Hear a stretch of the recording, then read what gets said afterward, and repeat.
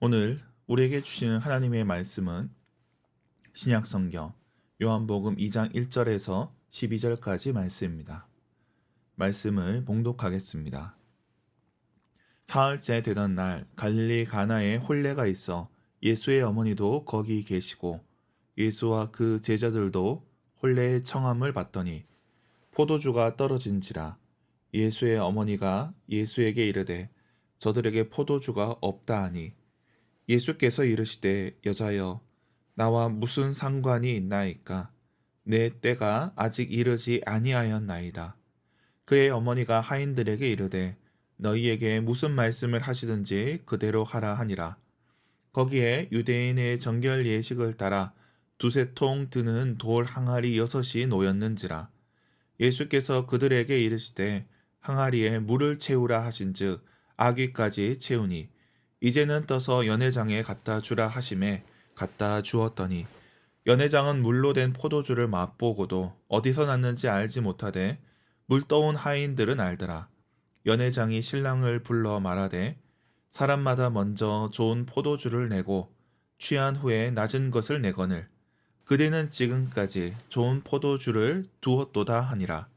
예수께서 이 첫 표적을 갈릴리 가나에서 행하여 그의 영광을 나타내심에 제자들이 그를 믿으니라. 그 후에 예수께서 그 어머니와 형제들과 제자들과 함께 가버나움으로 내려가셨으나 거기에 여러 날 계시지는 아니하시니라. 아멘. 매일 성경 순서에 따라 요한복음 2장을 살펴보겠습니다. 오늘 본문은 예수님의 첫 이적을 다루고 있습니다. 요한복음은 이를 첫 표적이라 말하며 영광이 나타났다 선포하고 있습니다. 가나 혼인잔치에 나타난 예수님의 표적을 함께 살펴보겠습니다. 오늘 본문은 혼인잔치를 배경으로 합니다. 거기에 예수님의 모친도 있고 제자들도 함께 있습니다. 그런데 문제가 생깁니다. 포도주가 떨어진 것입니다. 포도주가 떨어졌다. 이것은 잔치가 끝났다는 이야기입니다. 어느 시대나 잔치는 잘 먹여야 합니다. 그렇게 잘 먹이고 신랑과 신부를 위해 복을 빌게 해야 합니다. 어찌 보면 신랑과 신부 인생의 가장 중요한 순간입니다. 그런데 포도주가 떨어졌다. 사람들은 실망하여 돌아갈 것입니다. 이제 출발해야 될 신랑과 신부의 결혼 생활에도 큰 어려움이 될 것입니다.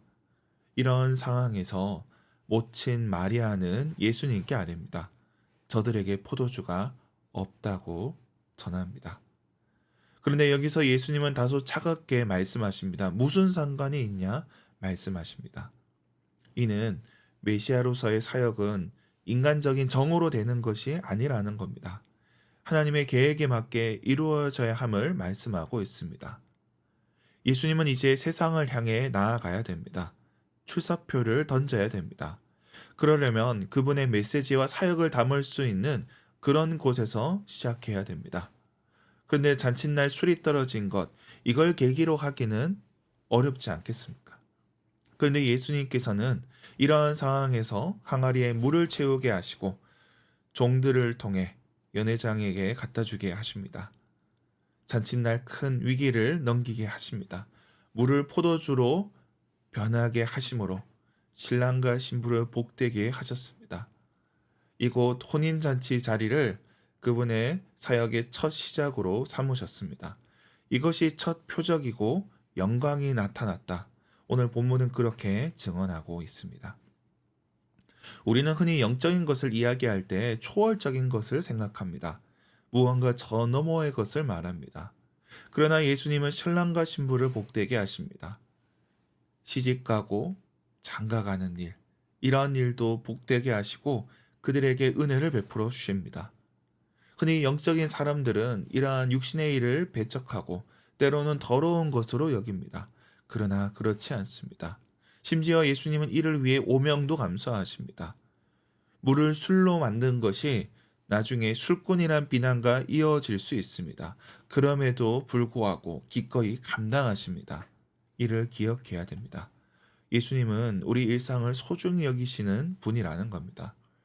우리가 먹고 자고 시집가고 장가가고 세속적이고 일반적인 일들도 중요하다는 것입니다. 하나님께서는 그러한 우리 삶 가운데 은혜를 베풀어 주십니다. 어쩌면 우리 삶의 포도주가 떨어졌을 때에 우리도 모르는 사이에 이미 주님께서 물을 포도주가 되게 하셨을 것입니다. 그 은혜로 말미암아 우리가 살고 있는 것입니다. 더불어 우리가 살펴볼 지점도 이 부분과 연결이 됩니다. 오늘 본문의 일은 세속의 일이지만 마리아는 예수님께 간청합니다. 어쩌면 마리아도 당사자는 아닙니다. 그도 손님으로 온 것이었습니다. 그러나 다른 손님들이 연회에서 먹고 마실 뿐 그들에게 닥친 위기를 알지 못했습니다. 곧 임하게 될 파국을 깨닫지 못했습니다. 그러나 마리아는 이를 살폈고 예수님께 아뢰었습니다. 우리의 역할이 여기 있습니다. 우리가 살아가는 이 세상은 왁작지껄한 시장판입니다. 먹고 마시는데 정신이 팔린 자들이 많습니다. 때로는 우리도 그들 곁에 껴서 정신을 놓고 지낼 수도 있습니다. 그러나 그 자리에 기도하는 사람들, 장차 임할 파국을 놓고 중보하는 사람이 있어야 됩니다. 하나님께서는 그 기도자의 간구를 들어주십니다. 오늘 예수님은 내 때가 아니라고 하시지만 들어주십니다. 그 간절함을 아셨기 때문입니다. 우리 믿는 자들도 그렇게 간구해야 됩니다. 우리의 가정과 공동체, 그리고 나라와 민족, 세계와 열방을 향해서 중보해야 됩니다. 우리끼리 살 방법을 구하는 게 아니라 먼저 은혜를 구해야 됩니다. 중보해야 된다는 것입니다. 물론 이미 모든 것들이 지나가서 더 이상 어쩔 수 없을 때는 우리의 생명을 놓고 기도하는 것이 맞겠지만, 그러나 지금의 때는 중보해야 할 때입니다. 이것을 기억해야 됩니다. 말씀을 맺겠습니다.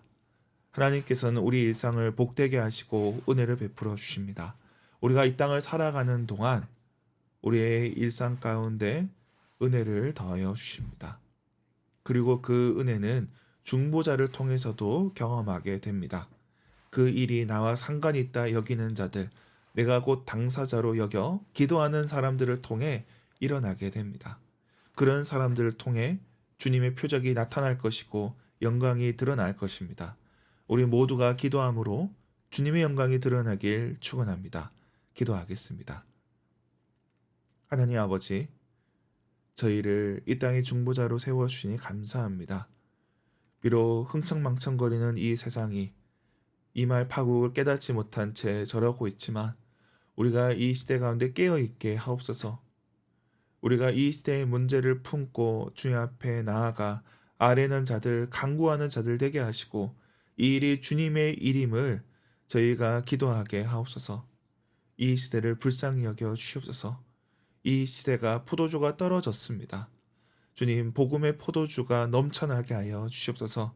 이 땅의 교회가 주님의 종이 되어서 그렇게 물을 포도주로 바뀌는 사역을 감당하게 하옵소서. 저들에게 기쁨을 전하게 하옵소서.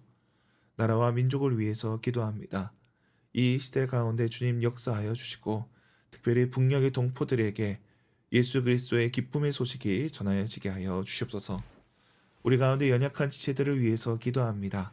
병상에 있는 자들을 주님 긍휼히 여겨주시고 저들에게 힘을 더하여 주시옵소서.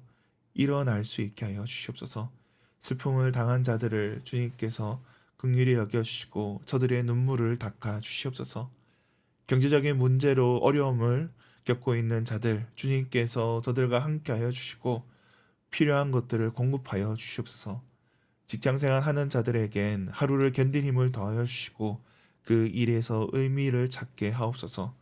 공부하는 학생들에게 지혜를 더하여 주시고 세상의 지혜가 아니라 거룩한 지혜를 채워 주시옵소서.